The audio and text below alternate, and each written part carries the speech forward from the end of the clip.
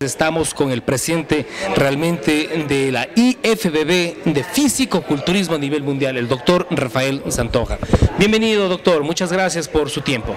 Encantado de estar con ustedes y con los amigos del físico-culturismo y del fitness del Ecuador y de Sudamérica.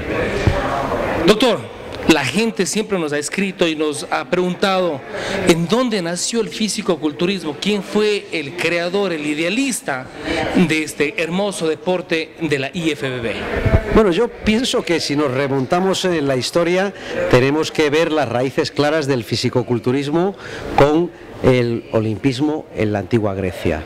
Hay frisos, hay pruebas, hay evidencias de que los atletas olímpicos griegos buscaban también un ideal físico.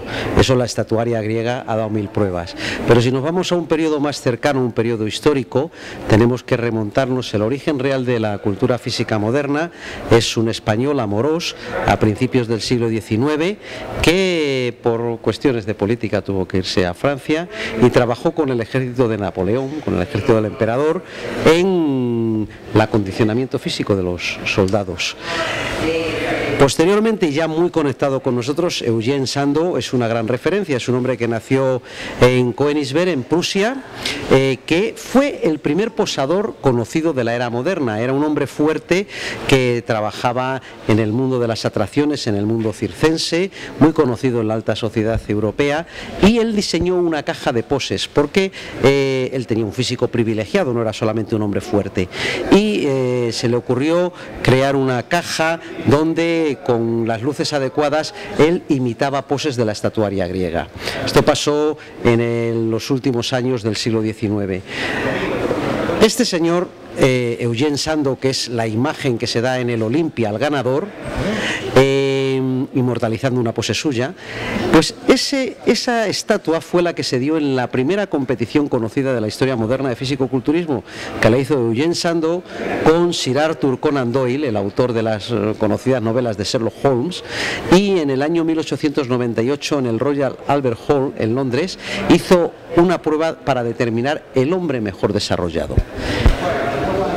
En realidad los rudimentos de las competiciones modernas están ahí. Luego el fisicoculturismo se fue desarrollando y un gran momento de impulso del fisicoculturismo fue cuando Ben y Joe Weider en el año 46, inmediatamente después de la Segunda Guerra Mundial y en plena adolescencia de ambos, crearon la Federación Internacional de Fisicoculturismo, que en ese momento era una entelequia, era un sueño de dos adolescentes que a través de los años se ha convertido en la casa común de todos los que amamos el fisicoculturismo y el fitness y el estilo de vida sano. Claro que sí. En esta parte de acá, los ideales. El ideal del ser humano nace de la locura más grande. Con Julio Verne, aquel viaje a la luna en aquellos años, el viaje al mundo, la vuelta al mundo en 80 días, hoy ya es una realidad. De los hermanos Weider, aquel ideal de jóvenes adolescentes, convertir a las pesas por una persona en un físico culturista, lo que hoy en día es ya un sueño hecho realidad. Y de Santoja, de Rafael, ¿cuándo nace el amor por este deporte? Bueno, pues es una buena pregunta y es un privilegio haber tenido ese amor adolescente por el deporte del fisicoculturismo. Yo soy de una ciudad muy pequeña de la provincia de Salamanca, en España, pero una ciudad que ama el deporte y me formé en el deporte desde muy pequeñito, pues todos los deportes. Un día con 15, 16 años me tropecé con una revista de cultura física y ahí fue el flechazo. Ahí fue el flechazo. Aquello era impresionante, un adolescente poder soñar con esos físicos grandiosos. Compartí eso con mi padre médico y una persona de vida muy sana, mi madre también médico, lo compartí con ambos, particularmente con mi padre. Mi padre me vino con unas mancuernas pocos días después y yo empecé a trabajar con las mancuernas como loco. 2 meses después me regaló mi primera barra y mis primeros discos. Y poco tiempo después nos trasladamos a Madrid para que yo empezara a cursar estudios universitarios de una manera más cómoda. Mis padres decidieron trasladarse a Madrid y casualmente había en Madrid solamente 4 gimnasios en ese momento. Uno de esos 4 gimnasios de Madrid estaba en el bajo de la casa donde yo vivía. Así que me apunté en el gimnasio todavía no con 17 años, con 17 años sin cumplir los 18 empecé a competir y empecé a soñar con el fisicoculturismo y hacer esos sueños realidad.